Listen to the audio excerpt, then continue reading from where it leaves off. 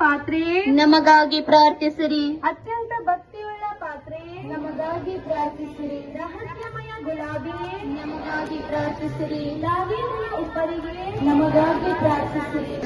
ನಾವು ಸಾಗುವಂತೆ ಮಾಡಿ ನಮ್ಮನ್ನು ಸದಾ ಏರಿಸುತ್ತಾ ಪ್ರೇರೇಪಿಸುತ್ತಾ ಪರಿವರ್ತಿಸುತ್ತಾ ಮುನ್ನಡೆಸಿರಿ. ಪ್ರಭು ಕ್ರಿಸ್ತರ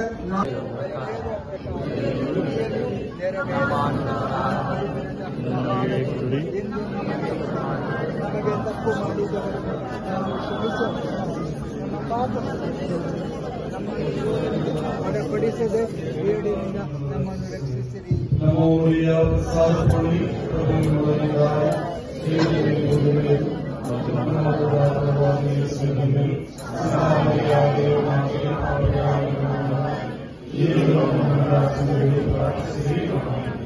ಪಿತನಿಗೂ ಸುತನಿಗೂ ಮತ್ತು ಪವಿತ್ರಾತ್ಮನಿಗೂ ನೀನೇ ಆಗಲಿ.